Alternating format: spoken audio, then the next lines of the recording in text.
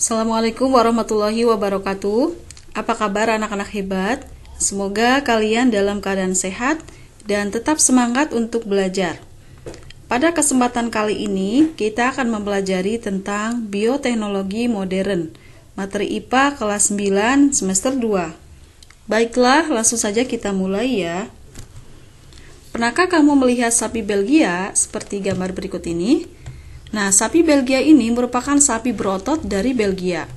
Sapi ini merupakan salah satu produk dari penerapan prinsip bioteknologi modern. Pertanyaannya, bagaimana cara mendapatkan bibit unggul?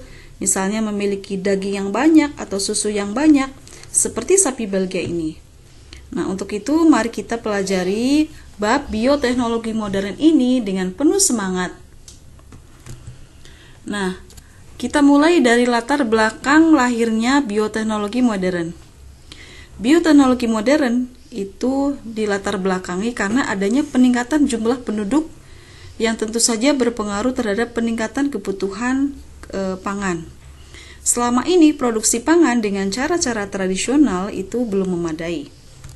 Nah, untuk itu para ilmuwan mulai mengembangkan bioteknologi modern untuk menghasilkan produk yang lebih baik secara kualitas maupun secara kuantitas melalui teknik rekayasa genetika. Apa itu rekayasa genetika? Rekayasa genetika adalah cara memanipulasi gen untuk menghasilkan makhluk hidup sesuai dengan sifat yang diinginkan. Makhluk hidup yang dihasilkan dari rekayasa genetika disebut sebagai makhluk hidup transgenik.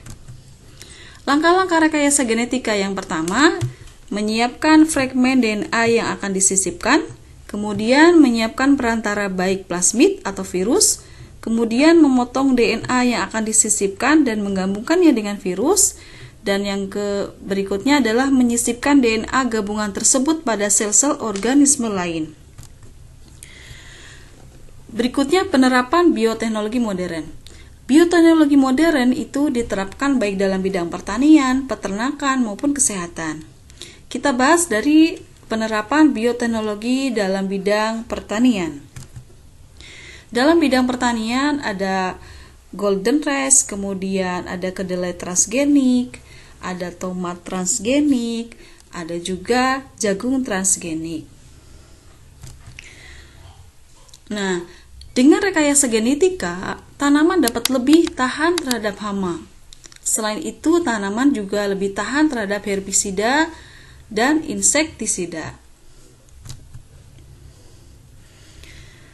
Selain itu, dengan rekayasa genetika juga dapat dikembangkan tanaman yang menghasilkan misalnya kacang tanah nih tidak menimbulkan alergi bagi yang mengkonsumsinya.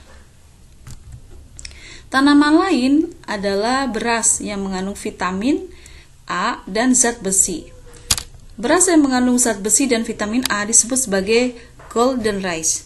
Golden rice itu dikembangkan dengan cara mengambil gen pengode pembentukan provitamin A atau beta-karoten pada tanaman wortel dan kemudian menyisipkannya ke dalam gen tanaman padi.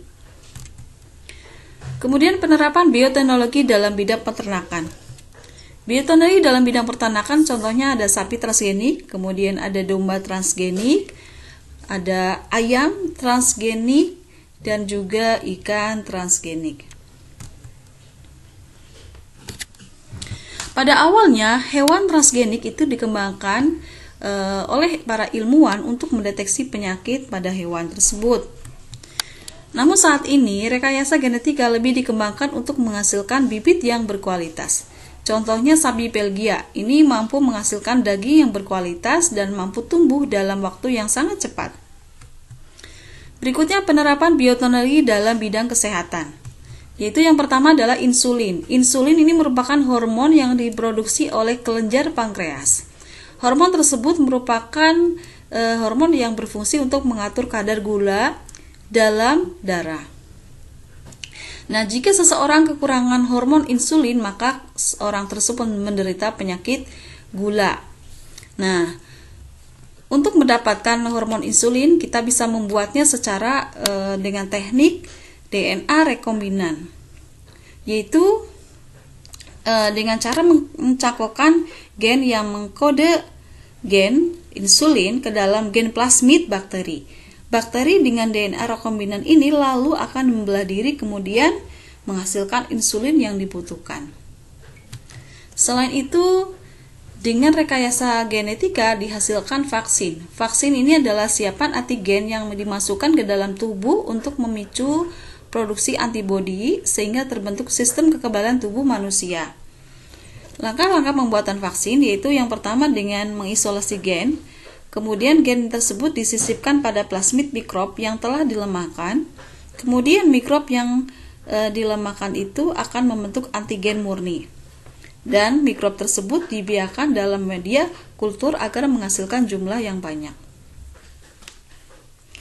Berikutnya adalah pembuatan antibodi monoklonal.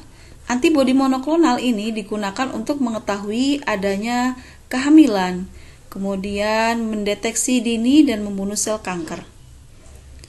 Antibodi monoklonal dibuat dengan menggabungkan atau dengan menggunakan prinsip fusi protoplasma. Skemanya bisa dilihat pada gambar berikut. Tikus disuntik antigen agar terbentuk antibodi. Sel penghasil antibodi diambil dari limpa. Kemudian digabungkan dengan sel kanker. Nah, sel pembentuk antibodi dan sel tumor ini difusikan. Sehingga terbentuk hibridoma yang kemudian dikulturkan. Hibridoma yang menghasilkan antibodi dipisahkan, lalu hibridoma penghasil antibodi diperbanyak. Setelah itu antibodi monoklonal disimpan. Nah, demikian penjelasan mengenai bioteknologi modern. Semoga apa yang telah Umi sampaikan dapat dipahami dengan baik.